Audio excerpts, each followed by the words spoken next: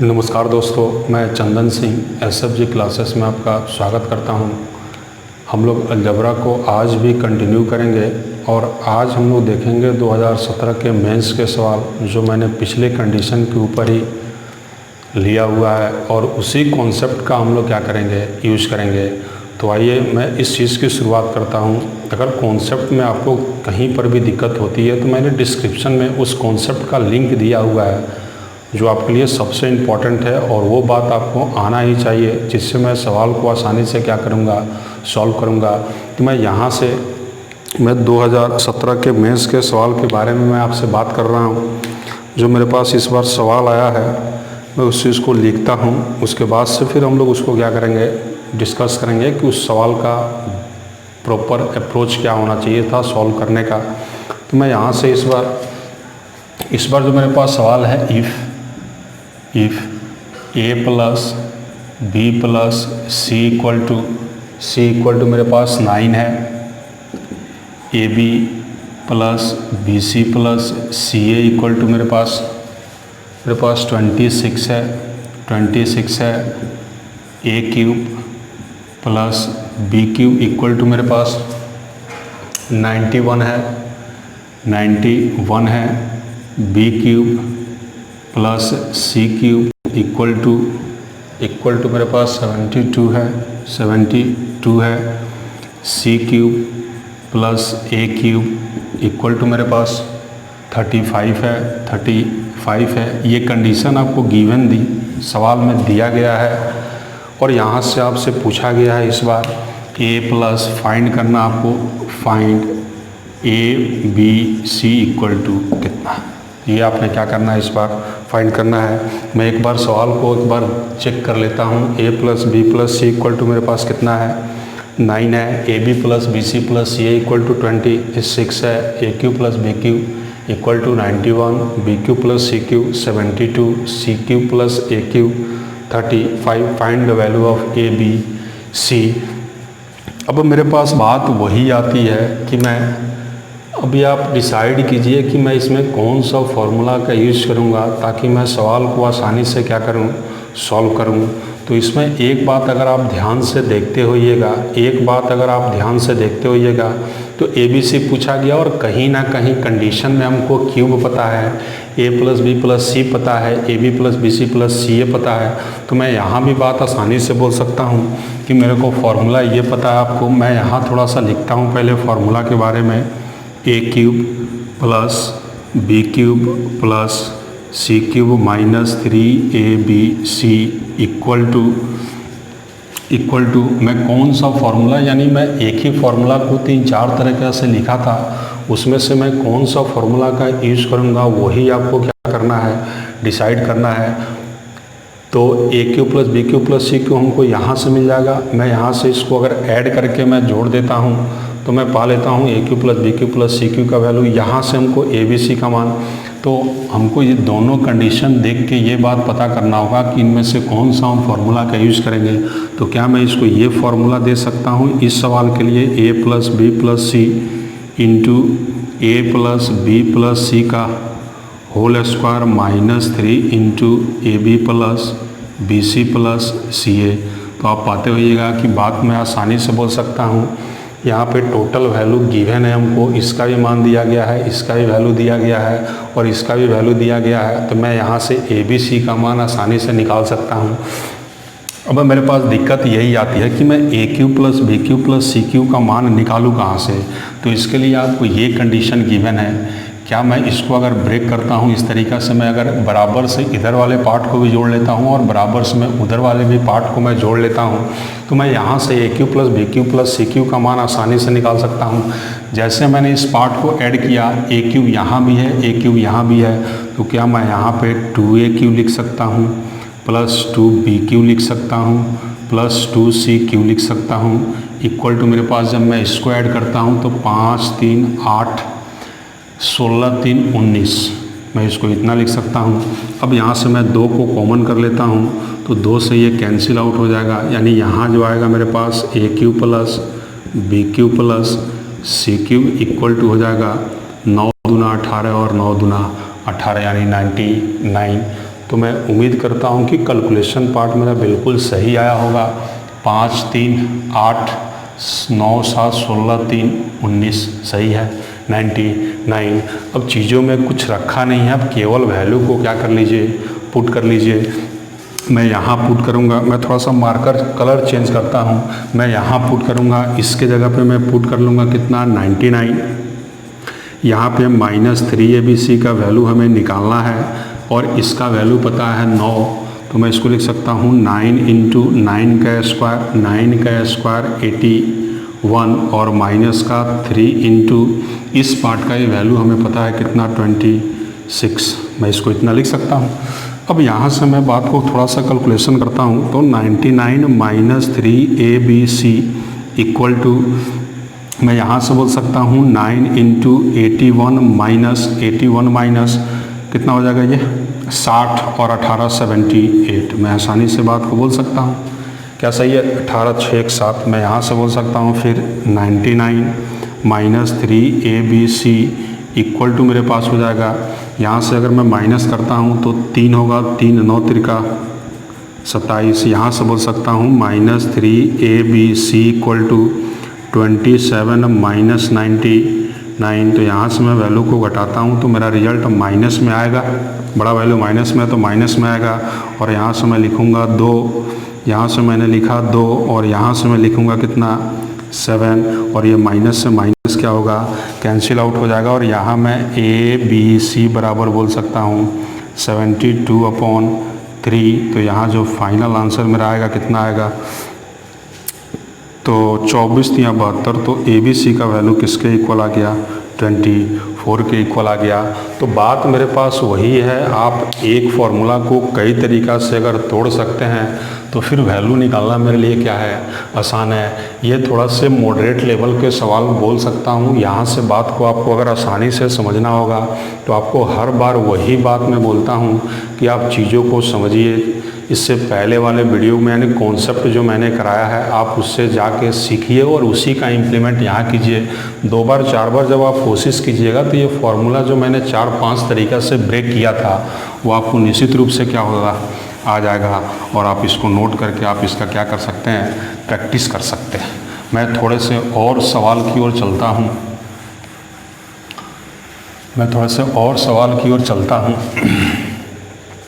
अब जो मेरे पास सवाल है इस बार ध्यान देना आपको। If p cube plus cube का क्यूब प्लस r का क्यूब -3 p q r मेरे पास कितना है, तो प्लस का 4 है, प्लस का क्या है 4 है। और भी कंडीशन गिवन है आपको। a इक्वल टू दिया गया है p plus r, b equal to r plus cube, c equal to q plus p दिया गया है।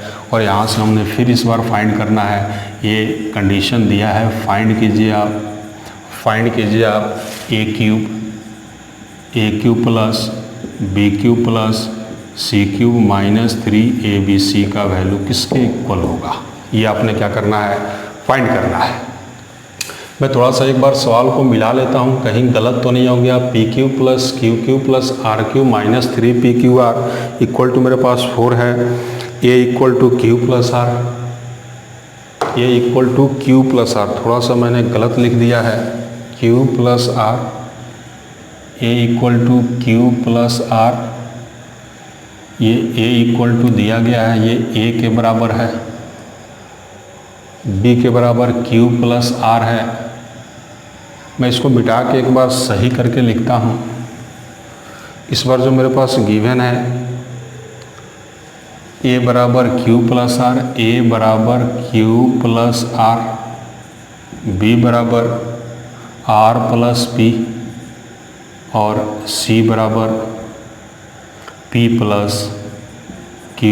तो आपने फाइंड करना है a Q plus b Q plus c Q -3 abc का वैल्यू किसके इक्वल होगा। आप इस बात को निकाल सकते हैं।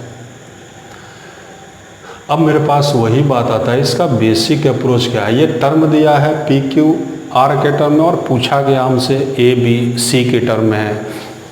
तो यहाँ भी अगर मैं बात ध्यान से देखता हूँ, मैं यहाँ भी बात अगर मैं ध्यान से देखता हूँ, तो अगर इस फॉर्मूला का मैंने यूज किया है, इस फॉर्मूला को मैं अगर लिखता हूँ, इस फॉर्मूला को मैं अगर लिखता हूँ, तो ये बात आपको समझना होगा। ऐसा कोई फॉर्मूला लगाइए जहाँ से वैल्यू मेरा क्या हो जाए, छोटा हो जाए, यानी एक दूसरे से घट के छोटा हो जाएगा। तो मैं इसके जगह पे डायरेक्ट फॉर्मूला यूज करता हूँ, a plus B plus C into A minus B का whole square plus B minus C का whole square plus C minus A का होल स्क्वायर, और चीज़ें घट के आएगी तो उस टर्म में मेरा p प्लस क्यू आ जाएगा। यानी मैं इस बात को इस तरीक़ा से आपको बताना चाह रहा था।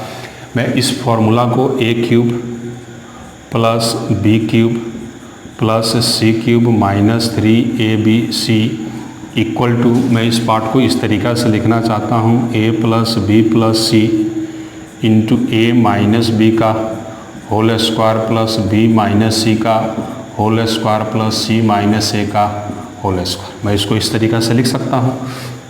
अब यही वैल्यू से हमको यहाँ से ये सब रिजल्ट निकालना है, तो क्या मैं ए बी सी अगर इस पार्ट को मैं ऐड कर देता हूँ तो मेरा ये रिजल्ट आ जाएगा।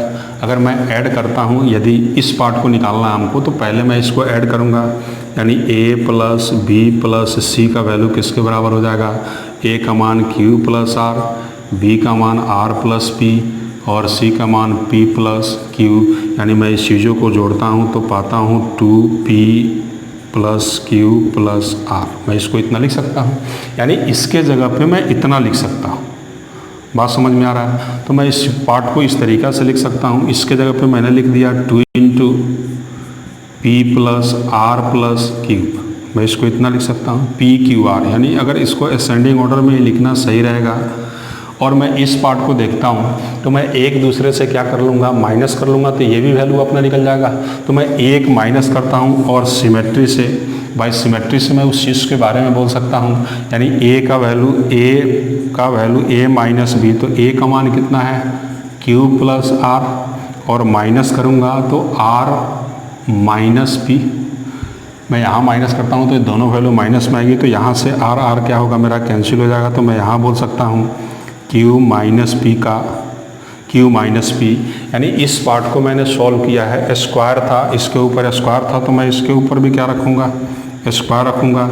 यानी इस कंप्लीट जगह पे मैं ये लिख, क्या सही है फॉर्मूला में थोड़ा सा मैंने मिस किया हुआ है। यहाँ पर भी 1/, क्या आना चाहिए आपका 2 आना चाहिए, तो मैं पहले ही पार्ट में लिख देता हूँ 1/2।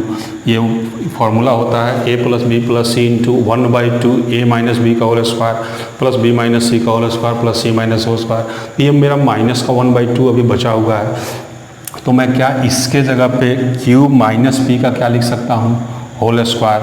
तो बाय सिमेट्री में बोल सकता हूँ ये 1/2 मैंने अब यहाँ ले लिया, और इस पार्ट को मैं इस तरीक़ा से लिख सकता हूँ, कितना क्यू माइनस पी का होल स्क्वायर। फिर मैं इसको अगर ब्रेक करता हूँ तो मैं पाऊँगा क्यू माइनस पी हो गया, क्यू माइनस पी हो गया, यानी इसी तरीक़ा का फॉर्मेशन होगा। तो p माइनस आर हो जाएगा और फिर r माइनस क्यू का होल स्क्वायर होगा। यानी मैं इसको इस तरीक़ा से लिख सकता हूँ। आप जब इस पार्ट को ब्रेक कीजिएगा, यानी जब b में से आप c को घटाइएगा, b में से c को घटाइएगा, तो इससे ये कैंसिल, तो r माइनस क्या हो जाएगा, p हो जाएगा। मैं इसको यहाँ लिख दिया, और फिर मैं c में से a को घटाता हूँ, तो इस बार q से q कैंसिल हो जाएगा, तो क्या हो जाएगा p माइनस r हो जाएगा। यानी इस चीज़ें क्या लिखी गई है, सही लिखी गई है। अब मैं इस पार्ट को थोड़ा सा मिटाता हूँ ताकि ये कंडीशन आपको कंप्लीट पता चल जाए। यानी मैं इस पार्ट को इस तरीक़ा से लिख सकता हूँ। अगर मैं इस 2 को ले लेता हूँ, 2 को मैंने ज्यों का त्यों रखा, और इस पूरे पार्ट को मैं लिख सकता हूँ कितना, तो p का क्यूब प्लस r का क्यूब प्लस q का क्यूब p q r, यानी सही है। ये इसको आप q ले लीजिए और इसको क्या ले लीजिए, r ले लीजिए, और माइनस का 3p क्यूब r, इसको मैं इतना लिख सकता हूँ। और ये मैं इसको इतना इसलिए लिखा है क्योंकि इसी का वैल्यू हमको सवाल में गिवन था, किसके बराबर, 4 के बराबर। तो अपना आंसर कितना हो जाता, 8 हो जाता। तो थोड़ा सा आपको ये कैलकुलेशन पार्ट ही है और चीज़ों को समझना ही है, आप इसको रट नहीं सकते। तो आप क्या कीजिएगा, इस पार्ट को ज़रूर आप सोच के बहुत अच्छे से थोड़ा सा आप क्या कीजिएगा, प्रैक्टिस कीजिएगा, ताकि ये चीज़ें भी आपको क्या हो जाए, क्लियर हो जाए। और कॉन्सेप्ट तो मैं आपको बता ही चुका हूँ, आप उस चीज़ को भी बार बार क्या कीजिए, प्रैक्टिस कीजिए। मैं अब दूसरे सवाल की ओर चलता हूँ। अब यहाँ से जो मेरे पास बात आती है फिर वही है, एक तरीका का, इसी तरीका का एक और सवाल है जो मैं आपसे पूछना चाह रहा था। ये मैं जो भी सवाल ले रहा हूँ ये सब मेंस में क्या किए गए हैं, पूछे गए हैं, और इसमें आपको बहुत ही अच्छे स्कोर लाने के लिए आपको कॉन्सेप्ट क्या करना होगा, पकड़ना पड़ेगा। बिना कॉन्सेप्ट का आप इन सवालों का आंसर नहीं दे सकते हैं, रटने से तो आंसर आ ही नहीं सकता है। अब जो इस पे मेरे पास इसमें जो दूसरा सवाल है, इस चीज़ के बारे में मैं आपसे बात कर रहा था। इस बार जो मेरे पास दूसरा सवाल है, x + y + z = 1 है, यानी मैं इसको इस तरीक़ा से लिखता हूँ, इफ़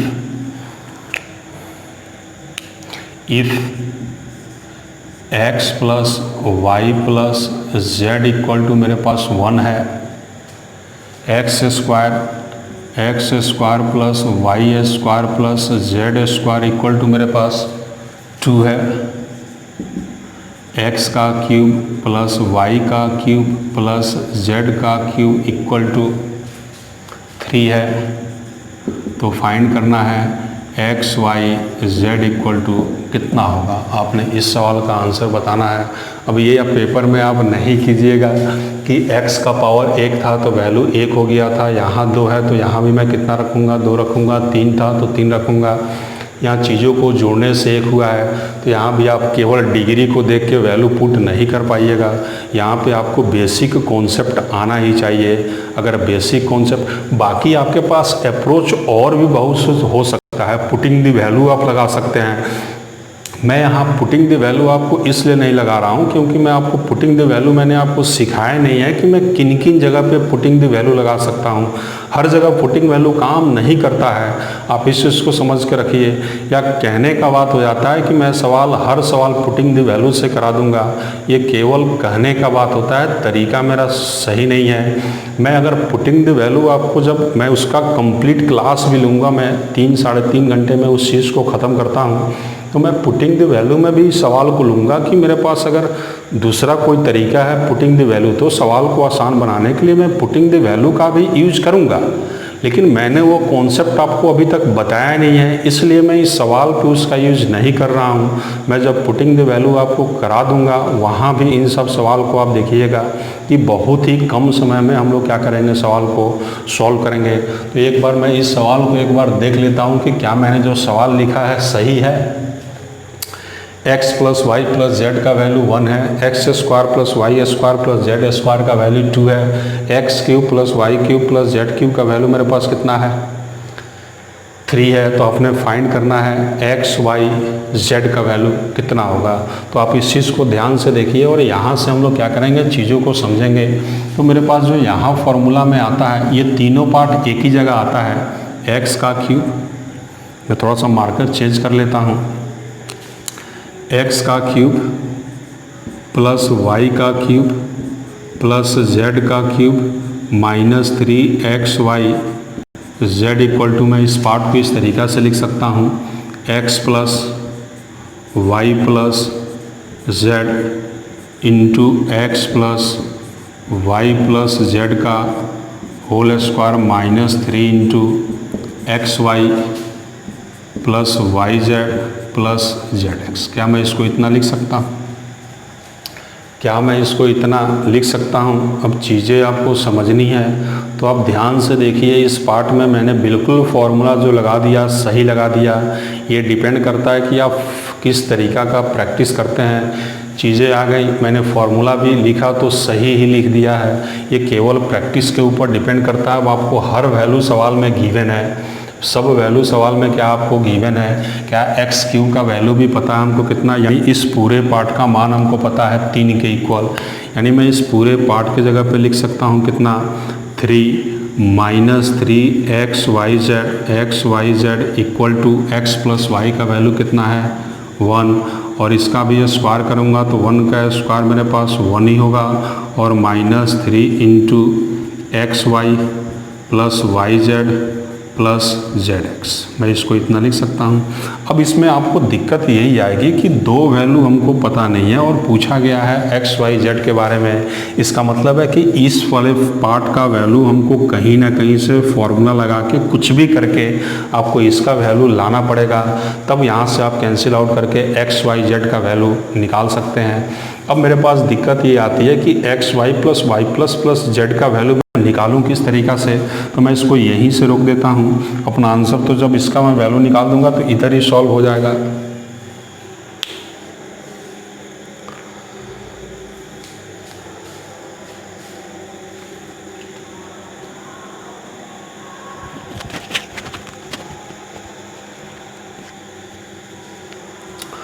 थोड़ा सा लाइट का प्रॉब्लम है, लाइट कट चुकी है और मौसम भी क्या है, ख़राब है, तो मैं आज की क्लास को वीडियो को यहीं रोकता हूँ। आप जो ये चीज़ देख रहे हैं, आप ये जो वैल्यू मैंने यहाँ पे लिखा हुआ है, तरीका आपको बता दिया, ये आपका टास्क रहेगा कि आप इस चीज़ को क्या करें, पूरा करें। मैं अगले वीडियो में इस बात को क्लियर करूँगा कि इसका लाने का मेरे पास जो आंसर होगा तरीका क्या है। तो लाइट पता ना आप कितने देर में आएगी। मैं इस चीज़ को यहीं समाप्त करता हूँ, फिर मैं आपसे नेक्स्ट वीडियो में मिलता हूँ। तब तक के लिए बाय बाय। और रात में शूट कर रहा हूँ तो गुड नाइट, बाय बाय।